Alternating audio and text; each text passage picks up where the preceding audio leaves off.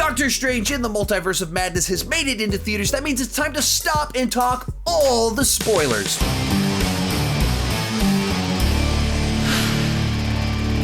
Hi, my name is Sean, and I love to talk about movies and TV way too much. With that in mind, go ahead and join me down below in the comment section. Share your thoughts on Doctor Strange in the Multiverse of Madness. As this is a spoiler review, feel free to spoil away down below in the comment section.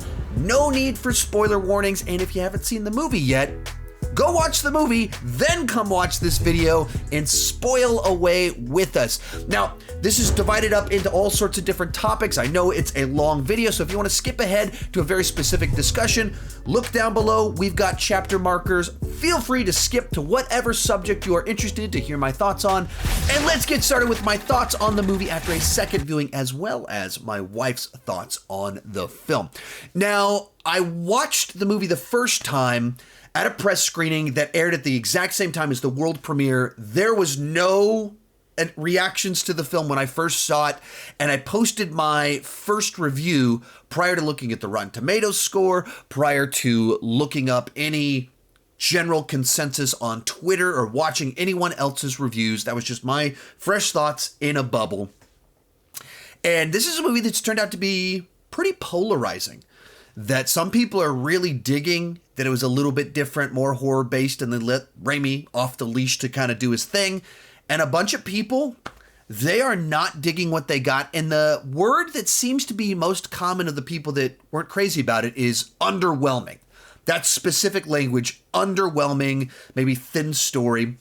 And so my first viewing, I hadn't heard any of that. Second viewing, I had seen the Rotten Tomatoes score. I'd read a lot of comments, heard some people that were critical of it, and went in the second time watching it, maybe looking a little bit more for what other people didn't like about the film, as well as seeing if the things that I connected with on the first viewing held up on second viewing. So having now seen it two times, I still thoroughly enjoyed the movie that I got. I wouldn't say that I had any dramatic shift in my experience with the film.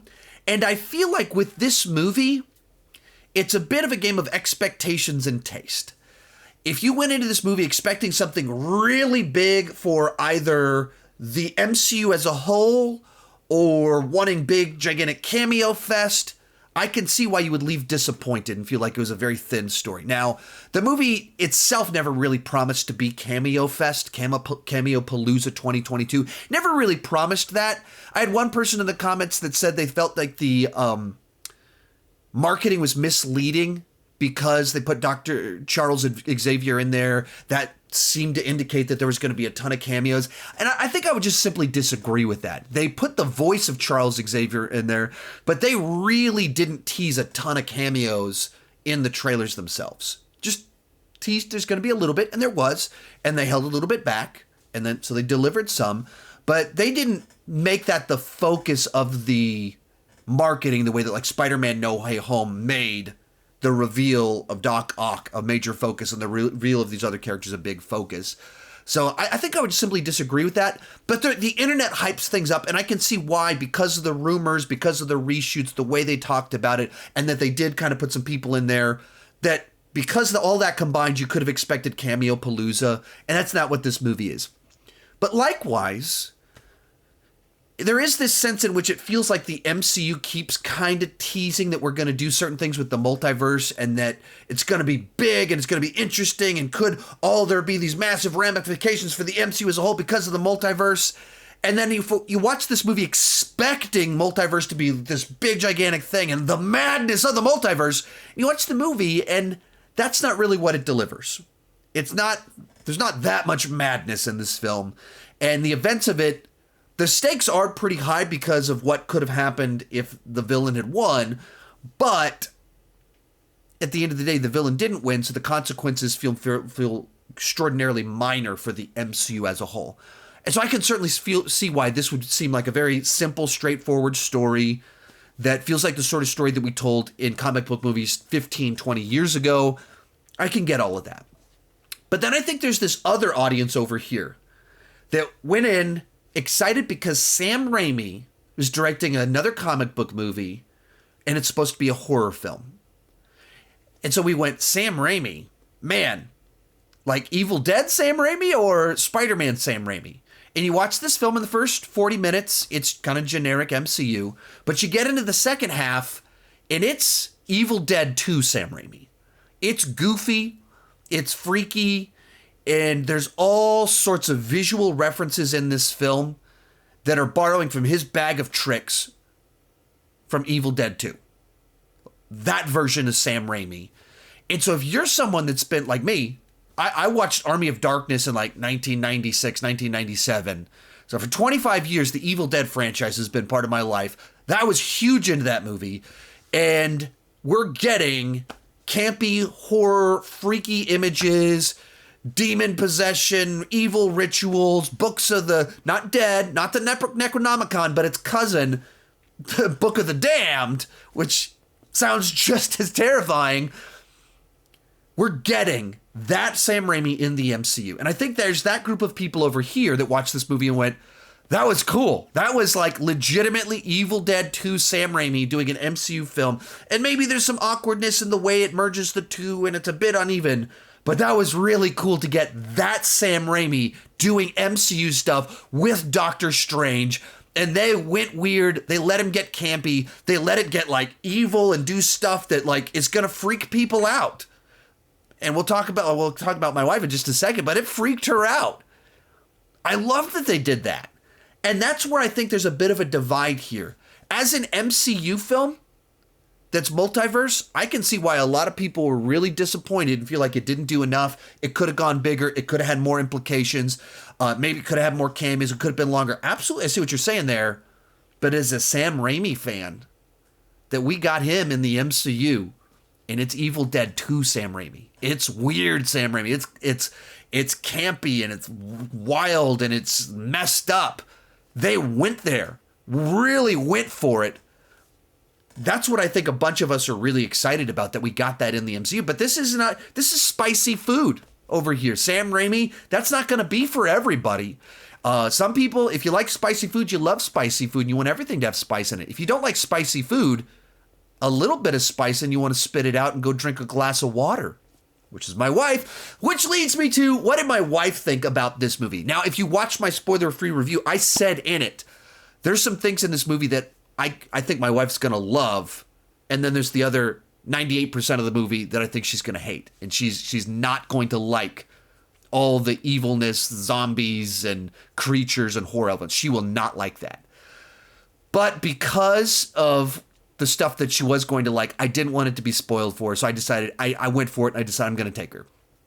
And I got home, as soon as the movie ended, the credits were rolling when I saw it at the press screen, I texted her, the stuff you're going to love way more than I thought, and the stuff you're going to hate even more than I thought you were. And so I took her to go see it, and that was essentially correct. Like, when they started doing the cameo stuff as massive Office fans, she loves John Krasinski with a beard, and they did it. And then, of course, we're Star Trek fans. We grew up on X-Men the Animated Series, so then Charles Xavier comes out, Patrick Stewart, and they play the theme from the 90s animated show. She's going wild over that. And then 2 minutes later, they die horrible deaths. And she literally scowled at me for about 3 minutes straight.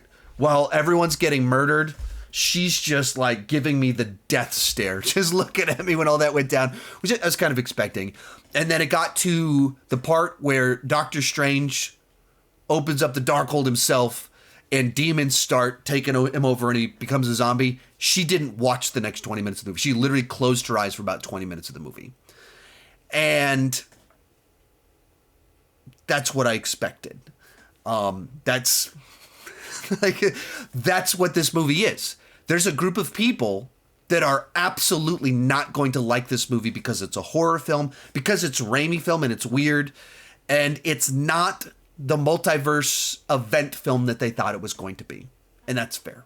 That's fair if you didn't like it. For me, as a guy that watched Army of Darkness back 25 years ago, and I remember seeing the trailers for Army of Darkness when it first came out, and I was in the 5th grade. I remember seeing the trailers for Darkman, his first superhero movie, when it came out Funny story, I saw the trailer for it and it freaked me out and I literally passed out in my mom's bathroom. That's not a joke. I literally passed out from the trailer from Darkman because I misunderstood what was happening when they took someone's mask off, and I'd seen a video recently of someone having plastic surgery and it really freaked me out. So I saw the Darkman trailer right after that and it wigged me out and I literally passed out from the Darkman trailer.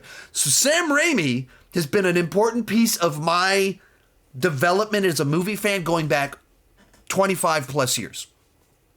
I loved seeing him take on a movie where he could be a horror director in this franchise that has legitimately changed the trajectory of my life, because my videos, my rankings on Marvel stuff are the best, most successful videos on my channel. And I love them, obviously. So for me, I loved that. But I totally get why for some of you, you did not get the movie you wanted. And it didn't have the ramifications. It wasn't as big. It wasn't as spectacular. And the story was kind of simplistic. I get all of that, but that was not my experience. From there, let's start walking through specific things in the film. And we'll start at the beginning with the cold open with Defender Strange and introducing America Chavez. And this movie just gets right to it. We're just immediately in the middle of the action with two characters running from a big gigantic monster in this weird trippy world. And we immediately see one of our multiverse Doctor Strange's using his powers and his different haircut to try and stop this monster. And they're clearly trying to get to this book that they believe will help them save the day, stop these creatures and everything going on with them. And one of the things I appreciated about this film is that it just gets to the point. And even as we'll get into it pretty quickly, you know exactly who the main villain is. We know exactly what our heroes are trying to do, who they're trying to stop, what they're trying to obtain to overcome the threat that is the Scarlet Witch, and we know exactly what the Scarlet Witch wants. On the one hand, it's simple, it's fairly straightforward. I kind of appreciate that, though. In an era where blockbusters are kind of getting bloated, and it's been kind of confusing to me over the last month as the runtime of this movie came out, that it was clear that the movie's 2 hours, 6 minutes long. I had so many people DMing me like, man, I'm really worried about this movie that it's only 2 hours and 6 minutes long.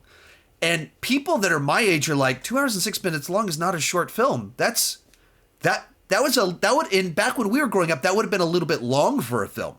Movies on average were like an hour and 45 minutes back when I was growing up. And you'd have certain ones that were really big and they would go longer than that.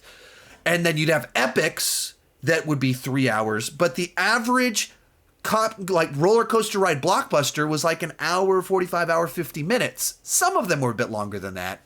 And then it feels like over the last 10 years in particular, the runtimes keep getting bloated to the point in time where Batman is 3 hours long, Spider-Man No Way Home is 2 hours and 40 minutes long, in which case when the runtime for this came out, people were like, I'm so worried because the movie's short.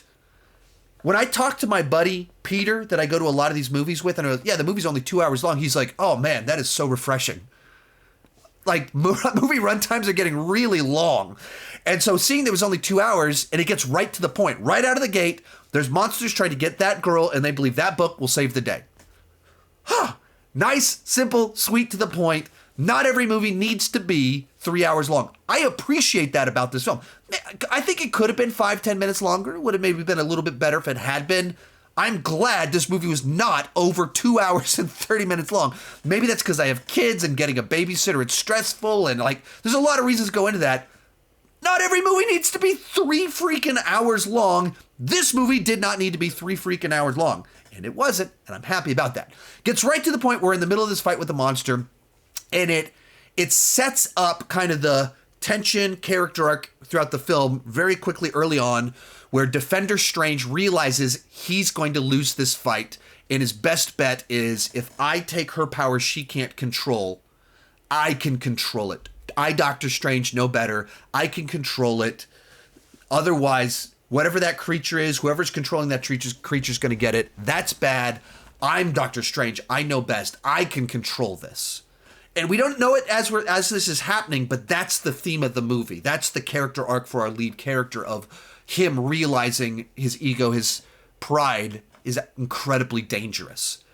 And it brings out the worst of him. It's the best, and the worst thing about him is that he's so arrogant and competent. And so then he ends up getting killed, she escapes, and he doesn't want to be, Defender Strange doesn't want to be the bad guy in this, but he firmly believes, the only way, I gotta steal her powers, I can control it. That doesn't end up happening, and they break through the portal, and they end up on our Earth, including the dead body, which is a very important detail. So then the movie picks up with our Doctor Strange and Christine's wedding, and we see him go to the wedding. He sits down, and once again, it repeats kind of this concept, but in a different context, so it's not immediately obvious that this is a continuation of the exact same conversation that Defender Strange had with America. But this guy sits down next to Strange, and he's like, hey, I haven't seen you in a little while. And it's uncomfortable joking about the fact that they've been dusted. And then the guy goes, well, I lost my 2 cats. And it places a bit of a joke, and he goes, and my brother. You go, oh, well, maybe should have led with that brother part. And then it leads into where you really start to understand where this movie's headed. He goes, I got to ask, it keeps me up at night, was there any other way? Which I haven't seen a lot of discussion about this point, but I thought that this was just a really clever way of taking something that we as the audience just took for granted. We took Doctor Strange's word on this, that there was no other way. So he starts doing his time deal. He watches Endgame millions of times, and he goes, there's only one way that this thing plays out right. There's only one way. And it's his plan, and he unilaterally makes that decision. That he watched everything, he analyzed everything, he played this out, and he decided there's only one thing that we can do. We've got one play. But he made that decision by himself. And he just went for it, trusting himself on it. And we just took that for granted. Like, of course Strange is right. He's Strange. Yeah, he's right. What if he's wrong? What if this is his arrogance? What if there was another way? What if there's something else? And so this guy kind of introduces that idea somewhat to the audience, maybe to Strange himself. Maybe that's Strange's ongoing insecurity of like, was I right? Was there another way? There was incredible dire consequences because of the choice I made by myself. But the audience trusted him, and suddenly we know maybe we shouldn't have. Maybe there was another way. Maybe there was something else had he worked with other people. That's an interesting idea, to take a movie that we've all seen, that we all loved, that we all kind of went, yeah, this was the way to do it. Endgame model. Sure. What if there was another way? So then his love interest gets married, and they have a little bit of a conversation where she repeats for a third time now this concept. So we had Defender Strange say it as his arrogant version of it. There's no other way. I've got to suck your powers out, America. I've got to be in control of this. This other guy says, was there another way? Third time it's restated, Christine to him, like, Strange, I've always respected the fact that you have to hold the knife, but I couldn't love you for it. So it's phrased 3 different times in the first 10 minutes, this arc that he's on, and 2 times now to Strange himself of this idea that he believes he knows best and he should be in control, giving a clear arc for our movie, a clear journey for him to be on. And then this other idea that isn't, I think, as nearly as well explored, but are you happy is kind of put out there. He's like, yeah, I'm happy. And we later learn that we could tell this and later, but he was lying about this, but it's not really fully explored. I don't think, maybe there was reshoots. Maybe this was going to be explored differently as a less powerful theme of are you happy? But I think the one about Strange learning that I don't have to be in control. Maybe I'm not as in control as I think. And that's my arrogance. And I'll say this. As someone that if you've watched my content about Spider-Man No Way Home, I have extensively praised that film for the things it does great and criticized it since before it came out for its setup, because I just thought the idea of Doctor Strange and going along with the whims of a high schooler and indulging him, and then the fact that a simple conversation could have resolved that, I just don't think it's a compelling setup for a movie that's as epic and cool as it is. But at the same time, I think this movie softens that a lot for me. This movie is all about the fact that Strange is dangerous and his arrogance is unbelievably damaging to the world around him, that he cannot control himself, or he's very bad at it. And this movie's about our Strange learning to do that. And we learn, All these other Stranges perpetually think, I've got this, I've got this, I've got this. And he doesn't. And he hadn't learned that until this movie. That makes Spider-Man No Way Home better. The original order was going to be this one was going to come out first and then No Way Home. I don't think that would work as well. I think this movie makes No Way Home better for me. In fact, in future, I might need to move it up in rankings and things like that because this movie was so overtly puts it on the table. Doctor Strange is out of control. He's dangerous, and he needs to learn to not be dangerous. Makes that one better. And then a monster appears during the wedding. And the way they transition to this, I thought was a lot of fun, where he's at a wedding, he's in the suit, he walks out, and there's all these people in the city like, looking out, and he's like, oh, gotta get into this, and just jumps over the rail while everyone's watching, and they pull their phones out and everything. We get to watch an adventure in action and everything. It's a fun little way to do that. So the fight breaks out, and my first thoughts on this is we are now like 15 minutes into a Sam Raimi MCU film, and I was thinking to myself, this is awfully tame for Sam Raimi. This doesn't feel very Raimi. It's cool. I love, Doctor Strange. I think they do magic, sorcery better with Doctor Strange than the Harry Potter movies have done with their wizardry stuff. They just have cool visuals, cool relics, cool action sequences. And so the idea that Doctor Strange is fighting this Lovecraftian creature and all of it was cool, and when Wong shows up and there's banter of like Doctor Strange's arrogance won't properly treat the Sorcerer's Supreme the way that he should be treated, and they find all sorts of little moments in that, and that once again that's something that gets paid off at the end of the film. But you have a nice little battle. Not a ton to discuss here until you get to the end of the battle where Doctor Strange goes and grabs a big pole, shoves it into the creature's eye, and then pops the eye out. If you're a Sam Raimi fan, if you're an Evil Dead 2 fan, you know Sam Raimi has a thing about eyes popping out. This is not the first eye that he's popped out. And so as soon as that happened, I was like, there it is. There's Sam Raimi. Finally, he's showing up while directing this movie. And you just see this eye pop out.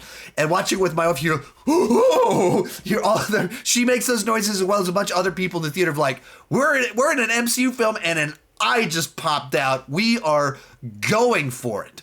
So this quickly transitions to them trying to meet with America Chavez.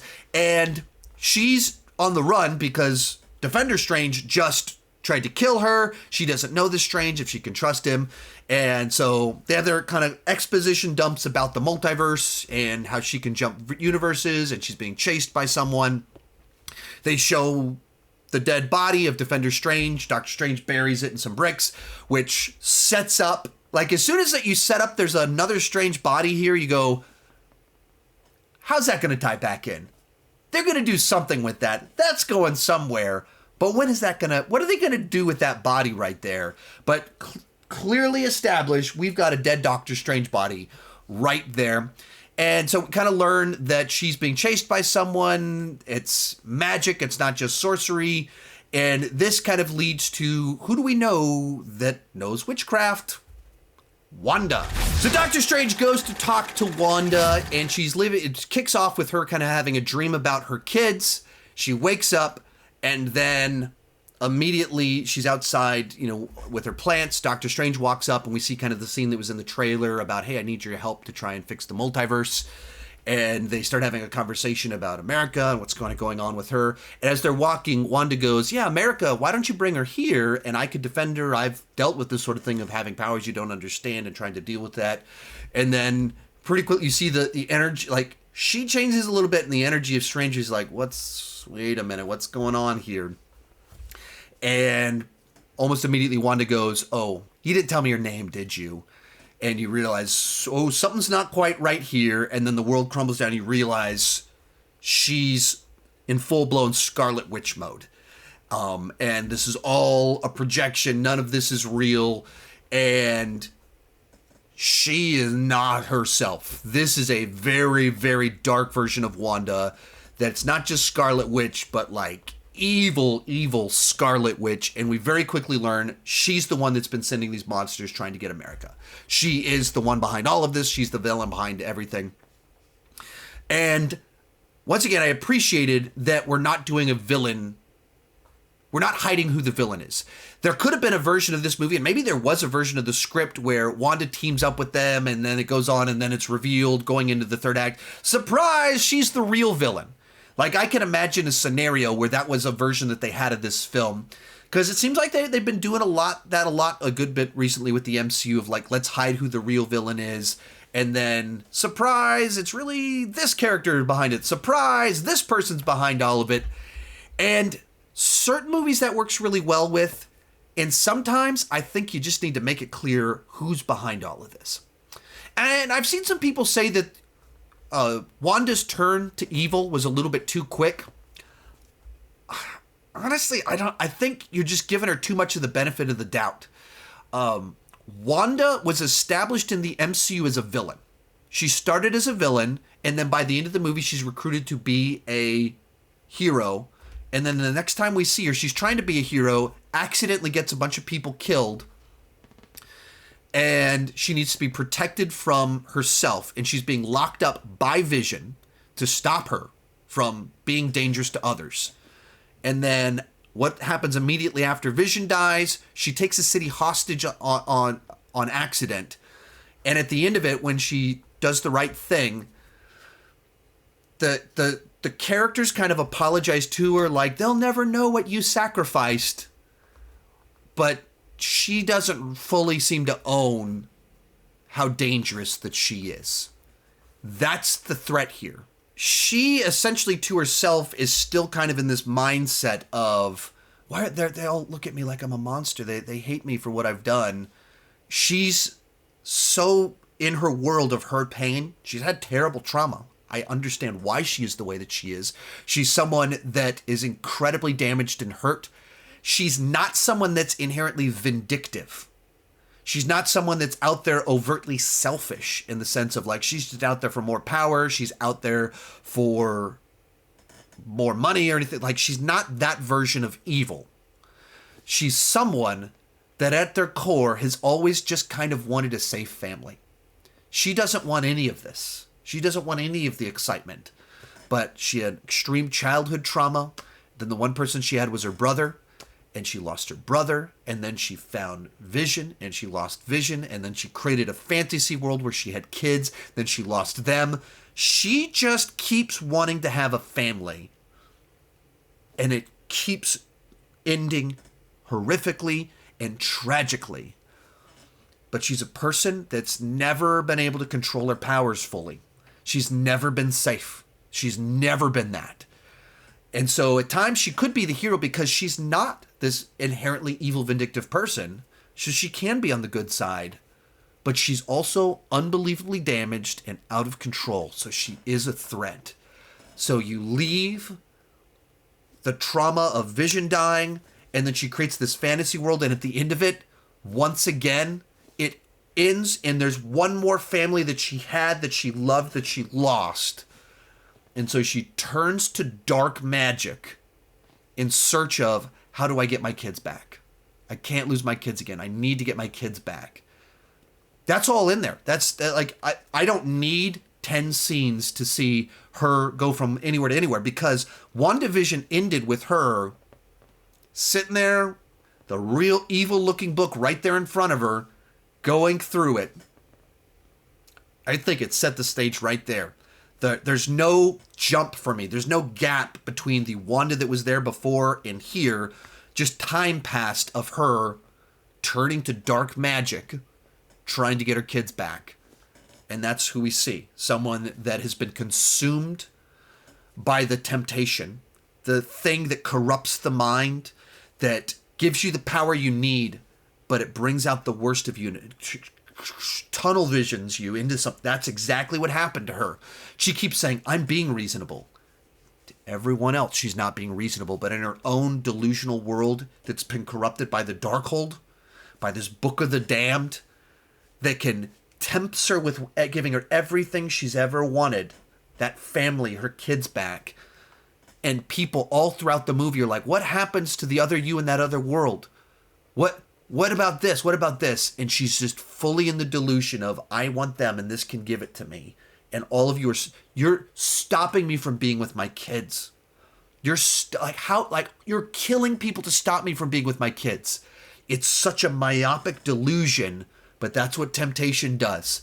And I'll kind of even tie into I get a little bit personal on here, but I've talked about many times before in my story of struggling with alcohol, and witchcraft and power has frequently been used in fiction as a metaphor for addiction and the delusions that come with it.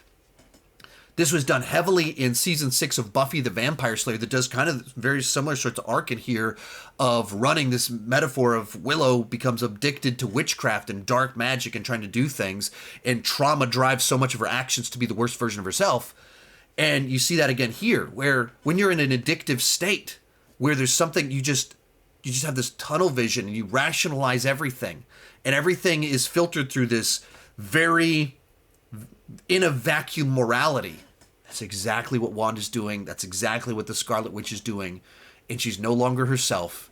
And now she's going to war with Kamar-Taj to try and steal someone else's kids that she's convinced are her own. This will lead us to the Battle of Kamar-Taj, where all of the sorcerers come to Kamar-Taj to try and protect America. Wanda shows up, and once again, we're flying through the movie. The movie just moves at a very brisk pace through its plot points and everything like that. And I appreciate that. It doesn't delay having to get to it. Not everything needs to be complex. It's like, okay, she was trying to use all these creatures to get her. Now the game is revealed. She's just going to go herself and do this thing and make it happen. And so they put up a field, but Wanda has a lot of power, some that we haven't even paid attention to since Age of Ultron. Like in Age of Ultron, the whole thing was her like messing with people's minds, getting in their heads and making them see things. And it, like that version of doing stuff, they haven't really used that power much. Like they've done the indirect version of it with creating this vision for a city. And then likewise with the city little home that she was living on at the beginning of this movie. But the version where you're in the middle of the fight and she goes into someone's head and like appears next to them, is like puts a thought in their head. There hasn't been a ton of that in that way since Age of Ultron. So you kind of forget that she can throw blasts, she can do all this stuff, and she can do that. So she uses that to break their shields, mass carnage, destruction, dead bodies, they fall back. And so as she's coming in, Strange creates this trap basically where she steps on some box that traps her in, I don't know, this other realm of mirrors and things like that. And one of my criticisms of the film is that there wasn't a ton of the trippy kaleidoscope visuals, Escher drawings brought to life that you saw in the first film. You do get this one sequence where it does it. It does the trippy mirror universe kaleidoscope reality stuff, and it combines it with Raimi horror. So it starts off as her in the middle of this box that loops back into itself, and then that transitions into she gets out through the reflections. Anywhere there's a mirror, anywhere there's water, she just pulls someone through it in this very horror sort of type of way. It's made for a cool action sequence that just played like something new and fresh inside of the MCU. And once again, she just won't give up. And she states in this, like, you've killed all of these people to stop me from being with my kids. And they're screaming, you don't have any kids. Those aren't your kids. Those are a different reality. You have none. You invented them in this reality. But she's in that vacuum morality, that vacuum worldview where everyone else is keeping her from her kids. That's like just such a small, tight worldview, and just driven by that addiction, that need for her kids. That's all she lives for, and that's all that she can see. But as she's starting to suck the power out of America uses her powers, opens a portal. Doctor Strange is able to jump into it. And this is where we get our Multiverse of Madness. And as they're falling through this portal, transitioning through worlds, I think this is a little bit of the frustration with this movie, is that you get this 30-second sequence of them hopping through all these different multiverse places, and they're paint, they're animated, there's flying fish, they're whatever the one is where he's like being torn apart and everything, they're underwater. You see all these different realities for, this 30-second little montage flying through them.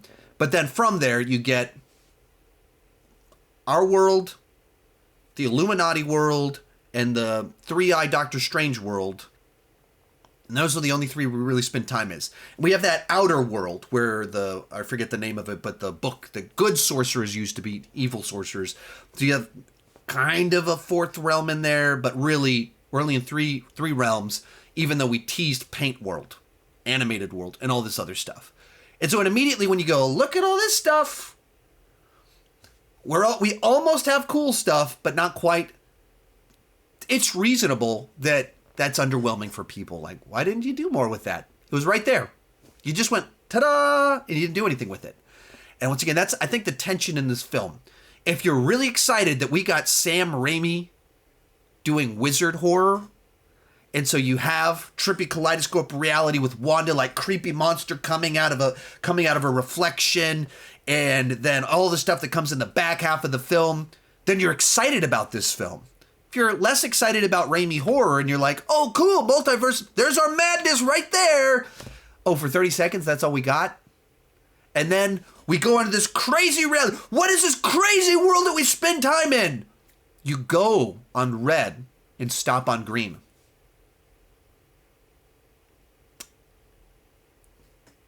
You showed us Paint World. We didn't spend time in Paint World, but you went with go on red, stop on green, and pizza is in a bowl. Like, that's your crazy world. I think that's where there's a reasonable frustration with this movie. There's like the very obvious missed opportunities with this film where you put madness in the title, you showed us Paint World, and then you put us in pizza in a bowl world. Pizza in a bowl. Pretty weird. Not really multiverse madness. Not really living up to the title, pizza in a bowl world. We could have gone a little bit harder on the weird in this. There's so much possibility here, and he didn't go there. And that's strange. That is strange that they didn't go for it. And I don't know why, but they didn't. So then we spent some time here in walking around on this Earth that's pretty similar to ours, but also very clearly different from ours. You get our mandatory Bruce Campbell cameo in here where they're walking down the street and they get their bowl of pizza that she doesn't pay for. And she goes, yeah, most worlds you don't have to pay for things. And then Bruce Campbell's there and he's like really mad that they didn't pay. And it's a sort of bit that's like, if you don't know it's Bruce Campbell and it's our Bruce Campbell cameo, you're like, that was a little bit of a weird moment. But when you realize that what they do it and his hand starts attacking him and his hand is possessed by an evil power that's causing it to attack him, if you don't know the works of Sam Raimi and Bruce Campbell, that's like, oh, Doctor Strange made him punch his face. That's kind of funny. If you're an Evil Dead 2 fan, that joke is much funnier and much more meaningful because that's this huge plot point, this major thing in Evil Dead 2 that the lead character, Ash Williams, his hand becomes possessed and is his enemy and he has to fight his hand. And I don't want to spoil where the movie goes, but what happens to his hand that starts punching him and turns evil is one of the most iconic things about the Evil Dead franchise. It's like that's the whole deal, is what happens with his hand. And so that joke for Evil Dead 2 fans, for Army of Darkness fans, is that cameo is so much more meaningful and pays off so much better than just being like, yeah, that was funny. Doctor Strange made him punch himself in the face with his hand. What does that mean? Oh, it means something. Go watch Evil Dead 2. Go watch Evil Dead 2, and the scene makes a lot more sense.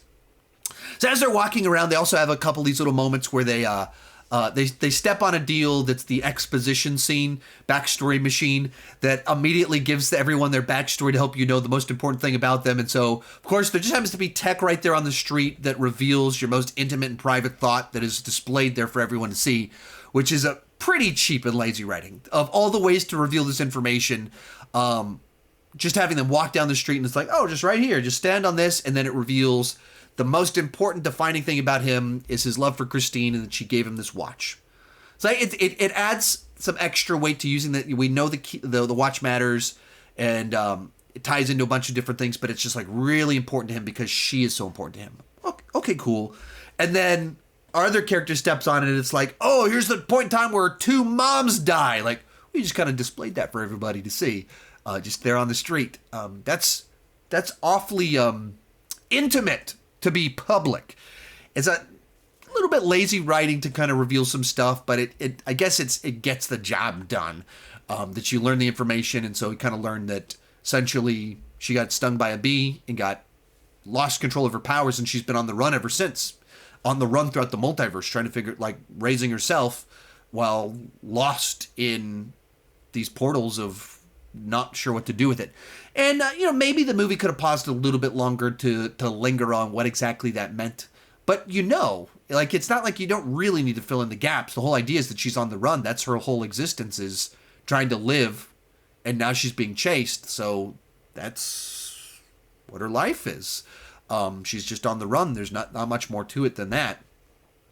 And so they decide to try and team up with that world's Doctor Strange. They go to New York Sanctum, and our guy that was our friend in the first movie and in the very end became a bad guy, Mortar, mispronouncing it off the top of my head, he appears there at the door, and they're like, is he friend? Is he enemy? Comes off like friend. And this is an interesting way to follow up on a plot point. They tease him as the main villain of the second film, and he does show up as a villain in this film. He is used in that regard, but in a very different sense. And it continues all, the concept of it, but you can still have that same guy show up in the main universe. They tease the fact he's been trying to kill me all these years. Dude, it teases all these things that have been happening ever since the first movie came out that all make sense in light of the continuity, but at the same time, it's right, don't we need to see that at some point in time, that their battle with each other? What kind of going on with them? And so we kind of learn a little bit about how Doctor Strange died, and it turns out Doctor Strange to this universe is the real threat. So they give him tea, causes him to pass out, and this leads to our Illuminati sequence. So this leads to the middle of the film where there's some reshuffling of the plot, but we have the Illuminati and then the quest with Wong and Wanda, Scarlet Witch, and it's kind of reshuffling the plot to set up the third act right here. So a number of things kind of taking place. So Wong's taken captive. He's being kind of hung up in the air. We learn about dream walking. Actually, we just had learned about dream walking. There's quite a few things kind of setting up the rules of the universe, how they intertwine, what some of the magic can do here. So we learn about dream walking, how we've already learned that dreams are images into our other selves and other realities. And then we learn there's a way to use the Darkhold to connect with these other ones.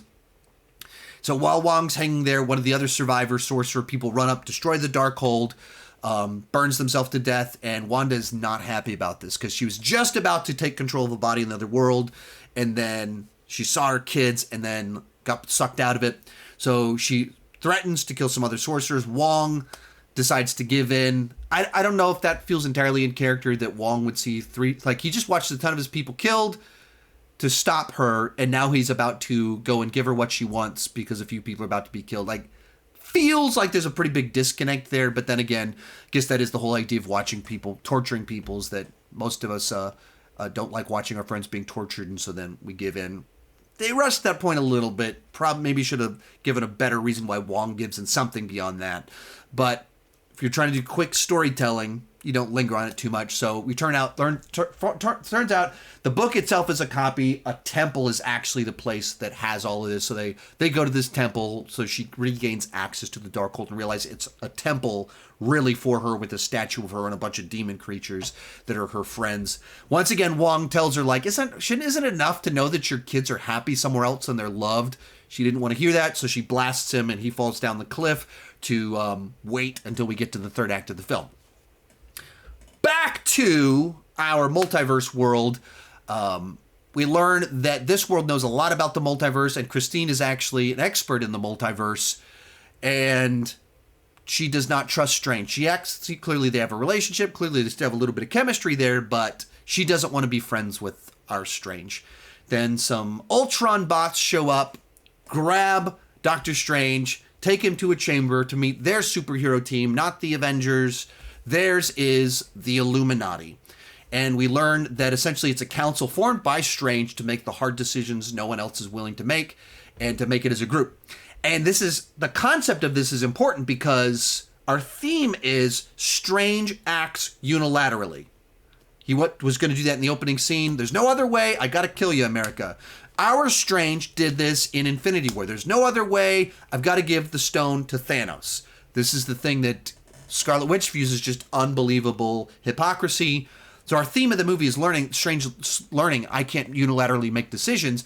And to some extent, in this multiverse world, he did, after he made some pretty big mistakes. And I don't know the exact timeline of when the Illuminati was formed, but in some point in time, they were formed to make the hard decisions, but as a council, not unilaterally, not one guy. And I don't know if you caught the timeline of that. Did he form the committee after he realized, oh crap, I'm super dangerous? Or did they form the committee like, hey, we need to make decisions together, and then he went rogue? I didn't quite catch the timeline of my two viewings of that. But essentially we learned that in their version, when Thanos showed up, his idea of there's only one way, I've got to solve this myself, he went to dark magic and started hopping through the multiverse to try to find a solution. And in the process of doing all of this, basically blew up a whole universe, made it implode. Trillions of people died because of whatever he did. He broke it. And so when he gets back, they're like, you're so dangerous and so reckless. You literally killed billions. You can't be allowed to exist. And so then Black Bolt, Inhuman, blows him up. I haven't even talked about the cameos. I'm getting a little bit ahead of myself here. Blew him up. But this universe views Doctor Strange and his impulsiveness as extraordinarily dangerous. Which immediately, this is the MCU essentially acknowledging my big problem with No Way Home. Why on earth would a grown man do that? They're stating, Doctor Strange, he's dangerous. He makes bad calls. As smart as he is, as competent as he is, he makes bad calls, and it has big consequences. So who's on our council? Let's talk about our cameos here. There is all sorts of rumors. This movie is it going to be cameo fest? It wasn't. You really just get this one little bit here. And so on it, we have John Krasinski, the most fan cast person for Reed Richards as Mr. Fantastic, Reed Richards, and they actually did it. I'm curious if we're about to get an announcement about if this is more meaningful. Keep in mind, John Watts, director of the last 3 Spider-Man movies, was hired to direct the Fantastic Four movie over a year ago. And no real updates until a week ago. 1 week ago, he dropped out of directing Fantastic Four. 1 week ago. And for years, people have been fan casting John Krasinski as Reed Richards and declaring he should direct the film. As a guy that has directed many films, and obviously the Quiet Place films being his hits that he's done, what if he was the guy to direct Fantastic Four and star in it and maybe get his wife to play Sue Storm? Years people have been speculating that. I did my fan cast for Fantastic Four. I played that game too. I threw him in there. I'm for it. I just look at the timing. John Watts literally dropped out a week before John Krasinski shows up as Mr. Fantastic. 1 week. Could that mean they're about to announce 2024 John Krasinski's Fantastic Four starring John Krasinski? I don't know. I love to see patterns, and so a lot of times I see patterns that aren't there. The timing would work for them to, like, maybe they hired John Watts a year and a half ago, and he actually dropped out 9 months ago. But they knew at that point in time they were shifting, that, like, they caught John Watts to do more Spider-Man movies or something like that, or got something else for him. John Krasinski came in, they worked out the deal, they did the reshoots to putting in Mr. Fantastic, and they shot that in December. They lined everything up, and it's like, this is perfect, but when are we going to announce it? We'll announce it at the point in time where this will be really exciting. John Watts, he's too busy. That's why he's dropping out. Then we see John Krasinski, and then we find out we're getting more of him. Or maybe this is a one-off. Who knows? How I feel about that sequence, I think, dramatically changes based off of if there's a future there. If the only time we get John Krasinski as Reed Richards is for 2 minutes in this movie, and then his head pops, that'll probably disappoint me. If there's more coming, this plays very different for me. Anyway, Reed Richards, huge grin on my face. And then we get Captain Carter, which Captain Carter, we got a bunch of Captain Carter in What If. And so that was a lot of fun to get that they actually did it live action here. And then we see Captain Marvel, blanking on the name, but from Bond and the movie Captain Marvel. But in the comics, there's multiple different people have been Captain Marvel, different versions over the decades. And so then they did this other version that was in the movie, but the other version in the movie wasn't Captain Marvel. And so they actually did it. So that was kind of fun. And then we get Black Bolt. And it was Anson Mount, who had a big day yesterday, because he's the star of the new Star Trek show, Strange New Worlds, that debuted yesterday, and he shows up in a Marvel movie. Pretty cool day for him to be the star of a TV show and show up in a movie that's going to have a massive, gigantic box office opening. Black Bolt, but he was the star of the Inhumans TV show, and they brought him back to play the character once again here. The show itself, not very good. Forgotten. Most people don't even know what it is anymore because it made such a small splash in the world of the MCU and in viewership. They brought him back. That's pretty cool. And of course, the one that they teased in the trailers, we get Charles Xavier, Patrick Stewart. And as he comes out, he's in the yellow comic book accurate, X-Men the Animated Series accurate little wheelchair cart thing that he has. And it goes doo-doo-doo-doo-doo-doo. It plays the main theme from the 90s show that anyone that's my age immediately recognized and it went bananas over it. So I didn't want this movie to be cameo fest. I was totally fine having this little bit. We're in a different world. They don't have our heroes. They have their own heroes, and they did something with it that was fun. I really hope that this isn't the only time we see Krasinski. That would be disappointing. And if they make an announcement in a couple days, I will be very excited. And the way that'll play out, that would be pretty cool. Who knows what's actually going to happen here. But the Illuminati, from their perspective, Strange is the big threat. But they don't listen to him. That's their own arrogance. He's like, you are not ready for it. She's like, yes. Captain Marvel's like, yes, we are. We're totally fine. We're protected. Like, you're the danger. And they don't listen to him. And that's the big, gigantic problem here. They didn't need to free Strange. They didn't need to immediately do anything, but they absolutely did not listen to him that there's a real threat. I understand if you don't trust him. That's not the same thing as not listening to him. Because Doctor Strange, even in his insanity, even in his recklessness, he's doing it normally to try and stop a threat. And right here, he's saying that's a threat right there. And they didn't listen. And they paid the consequences for it. And this leads to horror and death. And to me, this is the point in time where Raimi kicks in. Up to this point in time in the movie, we didn't get a ton of Raimi. And from here on out, it goes full Raimi till the credits roll. And even after the credits roll. So, Wanda in her temple figures out how to dream walk again.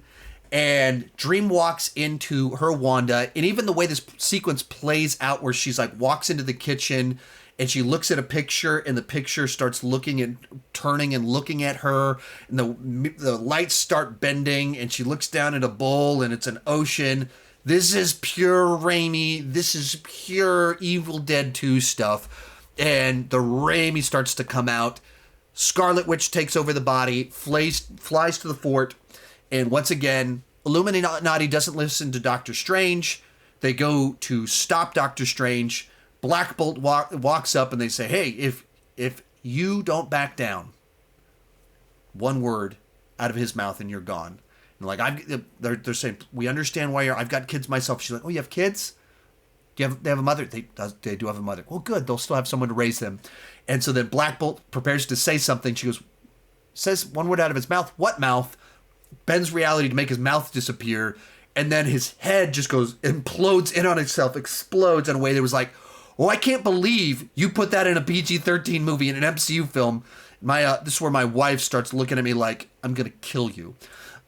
I'm going to make your head explode, just like that guy's head exploded. Head explodes, guy falls down. Mr. Fantastic goes to try and attack her, and she just starts like ripping him up and pulling all of his arms in different directions, and then his head pops. Body falls down. Big, gigantic fight breaks out. And it has plenty of little moments that are all the fun stuff that you want of Captain Carter gets some moments to like land some shots, but she's fighting a witch. She cannot defeat a witch. So eventually she gets cut in half by her own shield, and you like tell like, oh, that shield just went through her, and then it shows blood dripping off the shield. And you're like, oh man, they are going for it in this movie. And then a statue gets dropped on Captain Marvel. And this is what my wife afterwards were talking about. Like, I couldn't believe that. They introduced all these characters. I was like, so excited to see Captain Carter. I was so excited to see Krasinski as Mr. Fantastic. And then they just killed them off so quickly. They just killed them. And on the one hand, I can see why that would be disappointing and underwhelming. On the other hand, that was like, it's a tragedy. The whole movie's a tragedy of the tragedy of Wanda and her heartbreak leading her to turn into a monster, and the tragedy of Strange realizing he can't have love in the place he thought he wanted it with Christine. The tragedy of these people, that their own arrogance, that they won't listen. They refuse to listen to the fact he's saying that's a threat. They totally ignore every single warning. And they pay the consequences for it. Maybe if they'd work together, they don't have to free him to listen to his warnings. And they absolutely don't do that. They just down the line ignore him, and they pay the consequences for it. Like, and you could tell this was coming because they just wouldn't listen to him. And this crazy monster that is Scarlet Witch is coming after them. And so this leads to, there's a little bit of fight with Doctor Strange, Mordor. Pretty quick little deal. Strange escapes, and Christine helps America escape, and America finally gets a little bit of control and punches the cage to break out. And it leads to just like this very horror sequence where a Wanda, who's a little bit injured, and don't know why she's not flying, but the scene wouldn't have been nearly as fun if she was flying, but she's like dragging her foot, chasing after them, covered in blood, kind of looking like a zombie, being very intense, just chasing after them intently as they run through these corridors. And it's just all so Raimi in the way that it's done. And it feels like a horror sequence. It's tense. And like sometimes it pauses and goes into like slow-mo. You're just waiting to see what's going to happen. And she pops out. Just very cool Raimi stuff. Like, this is when the movie started to kick in for me. So, like, I saw some people say the writing just starts to fall off in the back half of the film. It's a strange one because it's like maybe the writing falls off, but the directing really kicks in. The style kicks in. And depending on what you wanted out of the film, what you appreciated about the film, different parts might have worked or not worked for you. So they finally get to the door, and it's the watch. That in all these universes, Christine is that person that means so much to him, and it's that same even item, the watch. They use the watch to get in. They almost get to the book, and right as they get to the book, Wanda shows up, and in the process, Wanda starts to get control of America, and Strange, Christine get knocked into a different universe, and then Wanda uses America to open a portal back to her temple, sends America over there, and the book that was supposed to save the day is destroyed. So that's where, like, when you make movies, tell stories like this and everything like that, you're trying to find ways to, like, establish all the rules, all the plot devices, so that everyone knows what they're trying to do. What's everyone trying to accomplish? Why are they trying to accomplish it? And what tools can make them do that? Clear storytelling, clear rules, so things don't just come out of nowhere. And they establish in this that this book is what they're after. So everything has been about trying to get to this book. From the opening scene, trying to get to this book. Now it's destroyed. So you have that moment of like, what are we going to do now? How do you defeat her now if we don't have that book?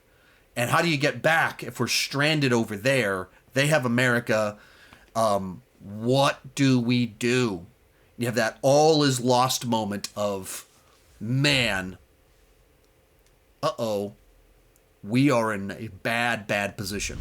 So this leads to our Strange versus Strange situation. Back at the temple, Wanda is slowly trying to do her ceremony and everything to suck the power out of America to gain access to it. And Strange and Christine show up in this world that is falling apart. And Strange follows to discover that there's another Strange there.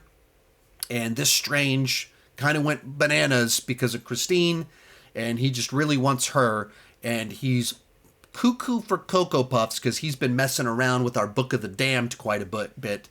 And our Strange has decided that that book is his best bet to try and get back and save the day. He's going to turn to the dark magic. Once again, we're in that realm of like Strange. There's only one way. There's only one way, and he's decided what it is, and he's using something possibly reckless to make that happen. So he goes to this Strange. Turns out he's cuckoo for Cocoa Puffs. He wants Christine as the cost for the book. Good Strange doesn't want to do that. So they have this fight, and it goes like, this is where you get into the Raimi-isms. It goes full weird, full camp, and they literally have a music note fight where they pull the notes off sheets of music, and it's musical notes attacking each other in with the score as an action sequence. And it's just weird and different. That stands out. Like, that is pure creative Raimi-isms right there. It's not mainstream. It's not normal. It's wacky as can be. And they have literally a music note fight. And in the end of it, our Strange is able to pull just the right note from a harp and send evil three-eyed Strange out a window, and he gets impaled once again, being like, wow, they went hard with this movie and impaled an evil Doctor Strange. Like, that is intense. So they're victorious, and Strange gets hold of Darkhold, Book of the Damned, and he's going to use it to try and to get back. Christine sees this, and she's like, once again, you're doing something reckless. Once again, you've decided there's only one way. It's like, you're right. But I need your help on this. I need you to help keep me under control here. Like, I can't do it alone. I don't want to do it alone. This is the way that I can do something to get back over there. She's like, what are you talking about? How are you going to get back over there? You can't dream walk over there unless there's a living Doctor Strange. He goes, living Doctor Strange? Who said anything about living Doctor Strange? There's definitely a body over there. We're reminded, like, oh yeah, at the beginning, we got ourselves a dead Doctor Strange that was buried there. And that's what, like, a lot of people have talked about the writing here being weak. And at certain points in times, it seems like they cheated a little bit to make some things happen. There are a number of things about it where I think it's well structured. Characters have clear motivations, clear objectives. As the audience, we know what people are trying to obtain and why they're trying to obtain it, what the purpose of that is. When Doctor Strange goes, I'm going to go into a dead body, we know how it got there. It was set up. They set up the rules of dream walking. Like, all of the pieces are kind of put in place. Like, are there times where maybe characters should have done something sooner? Yes. Are there things where it seems like, is it a little bit lazy to have a memory machine as a way to deliver characters' backstories? Yes. As the overall structure of the film in a way that you know why things are happening? Yeah. That's another form of good writing. It's not the most complex story. That's sometimes good, though. Sometimes I want a clear journey where I know she needs to be stopped. I know why she needs to be stopped. I know what she's doing, and I know that we've lost as soon as she's done this one thing. Cool, everything's coming together. So I thought a bunch of those things worked, but all of this leads to our final battle. So Doctor Strange dream walks into a corpse, and once again, it goes full Raimi, where these demon things are like, it is forbidden to possess a dead body, and the way that they're moving, the way that they're talking, pure Evil Dead 2. Straight out of Evil Dead 2, that sort of dialogue, that sort of movement, clunky, all of that stuff, pure Evil Dead 2. And if you're someone that loves Evil Dead 2, it's like, I'm seeing Evil Dead 2 in the MCU in a Doctor Strange movie. This is amazing. If you're watching this for Multiverse of Madness, big ramifications, cameo fest, you're like, what am I watching now? Like, what is going on here? This is not the movie I signed up for. This is not the movie I wanted. A tale of two expectations, a tale of two visions for what this movie could have been. So it goes hard into the horror, where he is a literal zombie Doctor Strange with demons coming out of him.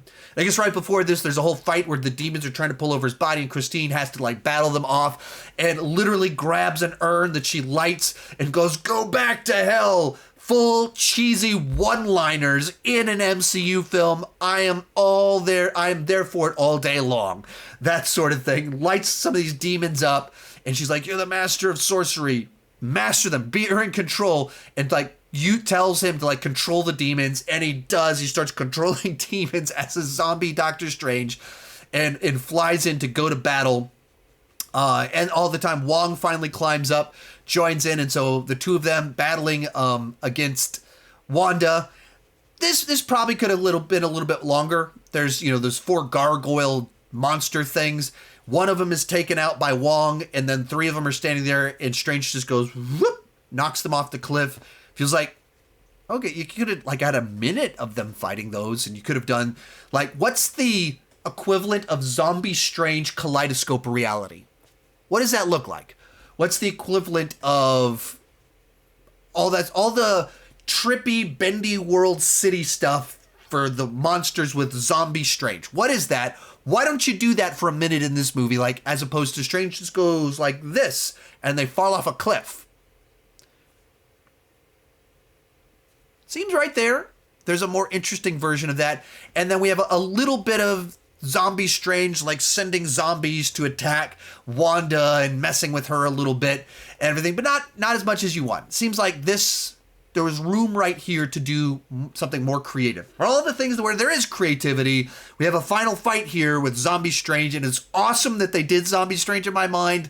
Could have had a little bit more fun with it, but essentially they wrap her in demons, and then Wong wraps her in beams and stuff.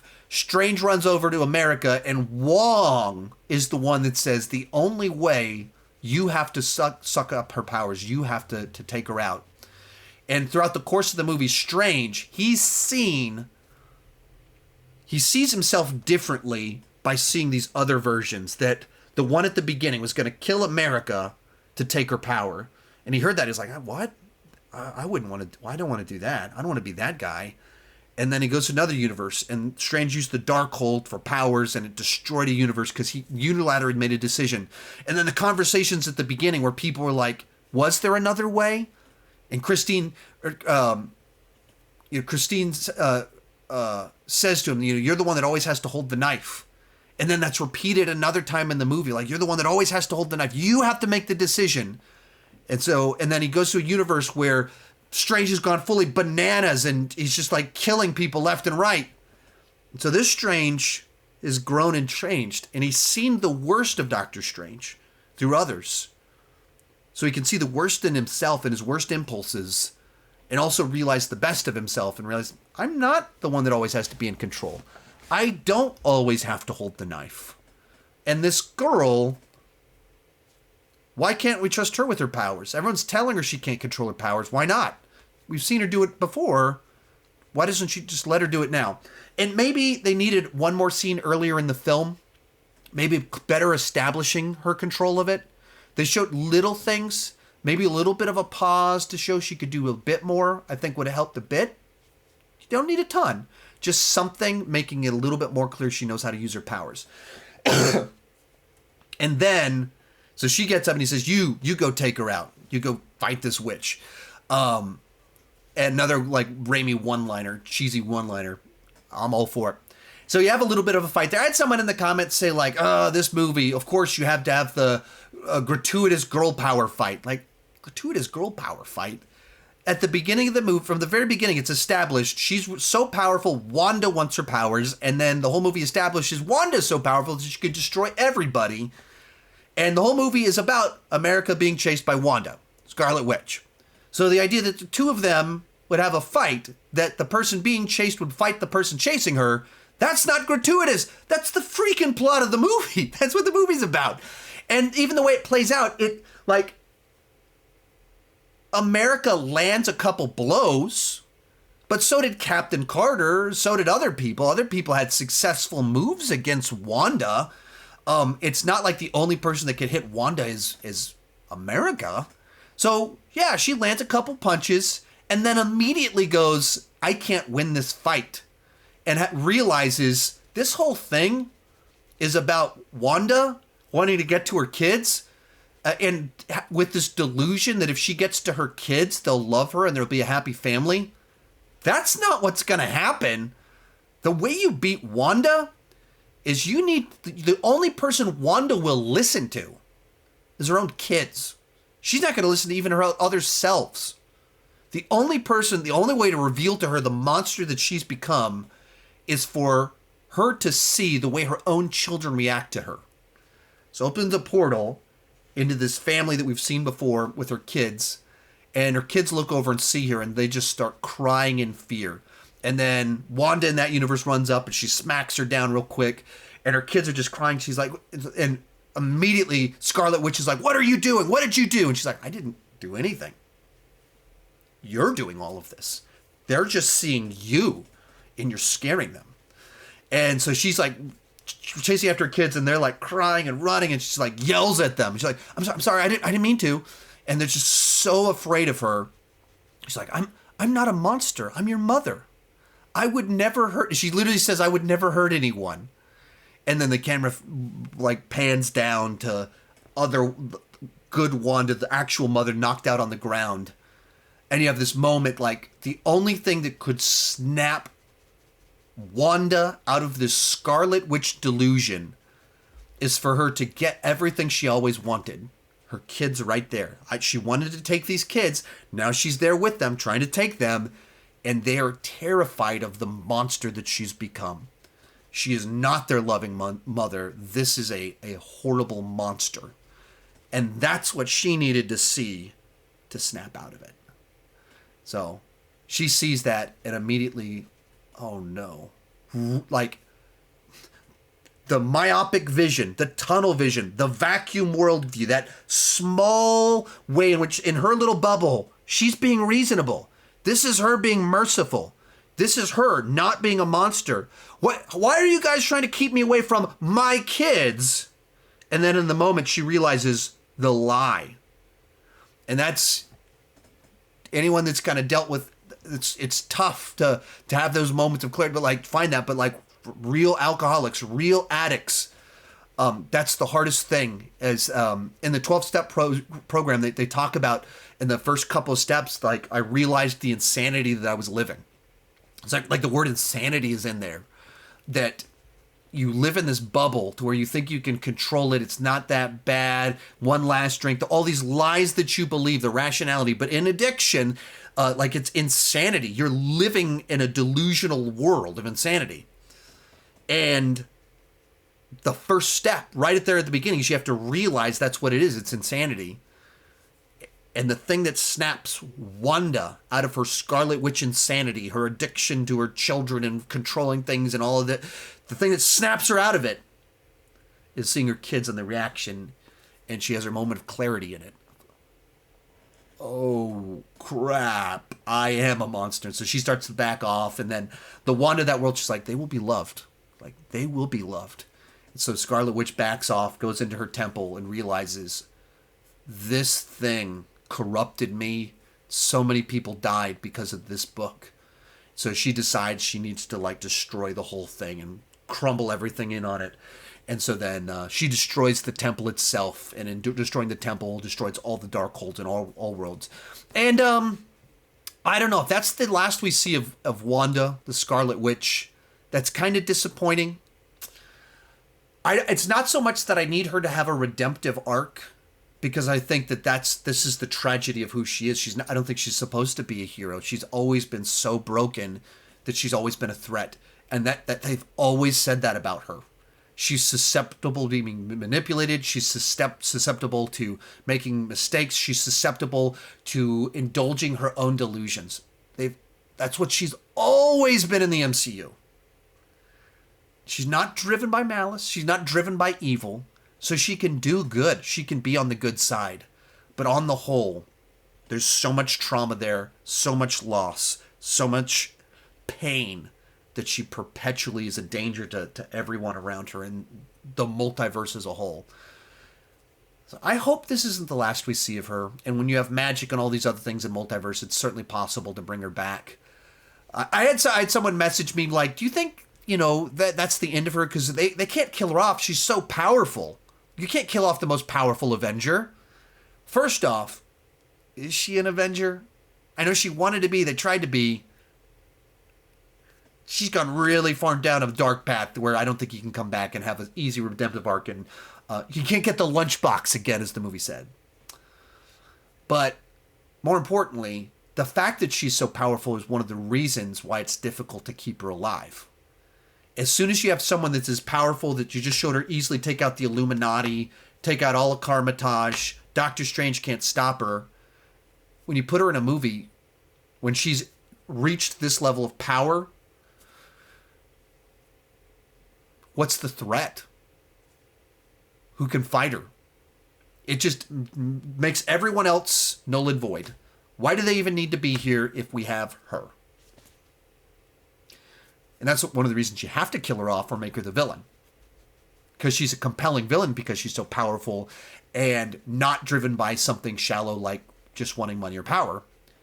She's compelling. She's interesting. She's not driven. She's driven in her mind by a good thing. I want to be with my kids. I want to have a family. I want to be happy. That's what makes her compelling as a villain. Makes her really tough to be a hero, though. And so I hope it's not the last we see of her, but they played it like a pretty definitive end, that she sacrificed herself to stop anyone else from being tempted by the Book of the Damned ever again. And she's crushed, dies, and our story starts to come to a close. That'll lead us to the epilogue and our post-credit scenes on the film. So back in Destroyed Universe, we have one final scene between Doctor Strange and Christine, and it's a really kind of sweet moment because it's the most vulnerable Doctor Strange has ever been. He's been on quite the emotional journey here of seeing so much of the worst of him being exposed through these other versions of himself, and seeing the way that Christine turned on him, and then watching his Christine get married and all these different things. He's been on this journey and he's processing, well, am I happy, and all this different stuff. So you get to the end of it and you just have a moment where instead of playing the games, trying to be cute, clever, subtly saying things, saying what he says, but putting something to mitigate the actual emotional weight of being fully honest. And he just says, like, I've always loved you, and I've loved you in every universe. I'm just afraid of what that means. Just the honest, pure version of himself that you almost never get from him. And that is a nice little touch to get that from him. Closes out that, probably closes out the Christine arc. This probably, we're done with her now, with where things close out. But I thought it was just like a nice little way to give him a full character arc and emotional arc.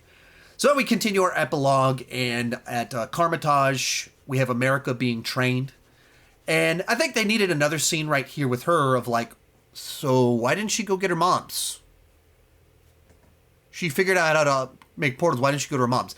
You don't need a lot. You can literally have 2 lines of dialogue. Like, you've learned to control your powers to an extent. Now let's use them to hunt and search the multiverse on a grander scale, and we can help you do that. Literally, like 2 lines of dialogue. I'm spitballing right there. A little couple lines of dialogue. Just explain, why are you staying on this Earth training, not finding moms? That's weird. That's a weird thing to do in light of what you established earlier. So just add a couple lines of dialogue and you resolve that pretty easily. Another little moment that's important in here, you have Doctor Strange bow to Wong as the Sorcerer Supreme. And that's important because they were like, in No Way Home, he's joking about Wong being Sorcerer Supreme, like diminishing what it really means. Beginning of this movie, he doesn't bow to him. So that he bows to him, it shows a Strange that's learned some humility. That learns he does not have to be the number one guy all the time, and him being number one guy all the time has consequences. Character arc, development, growth, important things.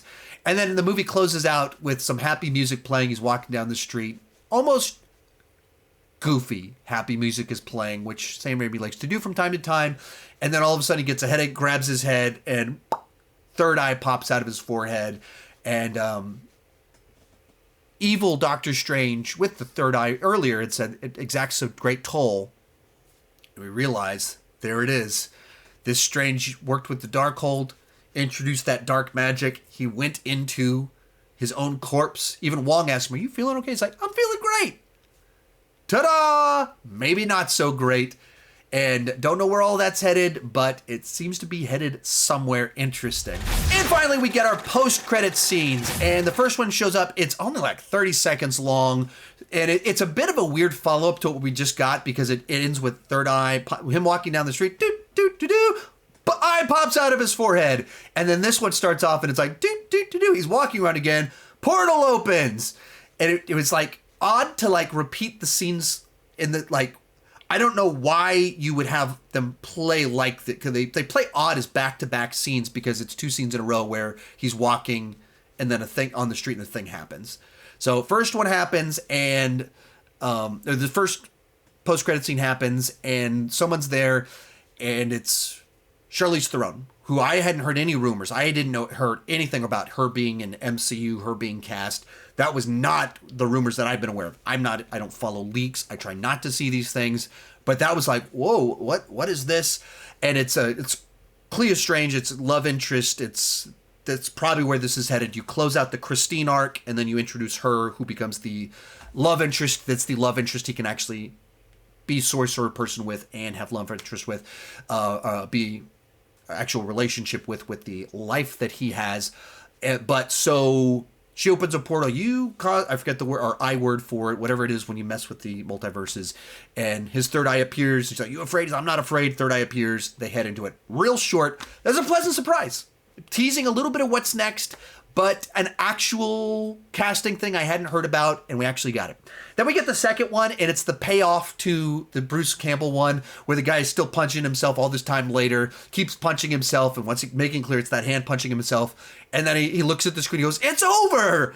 And that movie ends, which is fun play on it being a post-credit scene that's actually at the end, plus the nature of the spell. More Bruce Campbell's always fun, and once again, it means so much more if you're a Sam Raimi Evil Dead 2 fan. What that joke meant, the Bruce Campbellisms, all of that fun stuff. So there you have it. There's my spoiler thoughts on the whole film. Hopefully whatever things you are interested in hearing my thoughts on with this film, you have it right here in this video. I dug the movie. I can agree with people that I wish that maybe it had more ramifications for the MCU as a whole. This feels like very much a self-contained story. And you get to the end of it and you're like, okay, there was a threat introduced. It's eliminated at the end of it. Doctor Strange has changed, Wanda appears to be dead, but the MCU itself seems to be the same. Kind of hoping we're going to mess with the MCU a bit more. Likewise, if you're going to go multiverse, if you're going to have Paint World introduced, why would we go to Pizza Bowl World? I think that's a fair criticism. And when you're only 2 hours and 5 minutes long, you could have added 10 minutes of, there's some element to it of, maybe when, I don't know when you would do it exactly, but you have some segment in it where maybe America doesn't have control of her powers, and so they're like hyper jumping. Some spell is cast that hits her right before they go into the portal, and so then you have 10 minutes of wacky in there. Or maybe at the end where America is taken and she's trying to hide them from Wanda or Scarlet Witch or something, and so then they hop through a bunch of universes for a few minutes and you just have fun with it. There's just potential to do more without it needing to be a lot longer. Without it, I didn't want Cameo Fest, but you can have a bit more fun with it. You could have a couple more cameos. There's something else that you could do with it that feels a bit underwhelming, and I think that's fair. At the same time, I got a Sam Raimi MCU horror film. As far as the MCU can go into horror, that's what this was. Anymore, and we're rated R. I'm surprised this wasn't rated R with some of the stuff in it.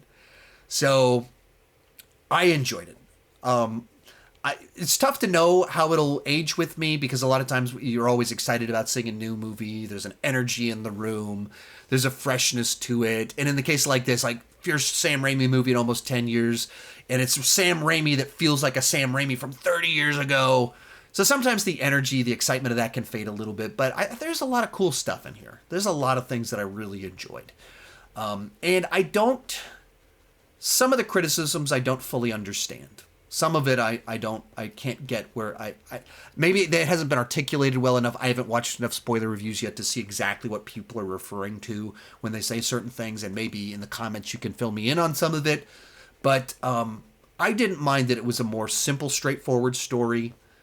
That meant that we had clear objectives, clear motivations, clear threats, clear setbacks, clear alternative plans, and the movie followed along with rules set, powers that were established, items that were set, dead bodies that were established. I dug all of that about the film. And so I liked this weird, campy Sam Raimi MCU horror film. That's my take on it. Let me know what you thought down below in the comment section. And be sure to check out all of my upcoming MCU rankings, Doctor Strange coverage over the next week and a half or so. I got more stuff coming all your way, all the fun rankings that you're hoping for. Thank you so much for watching, and keep talking movies and TV too much. Bye-bye.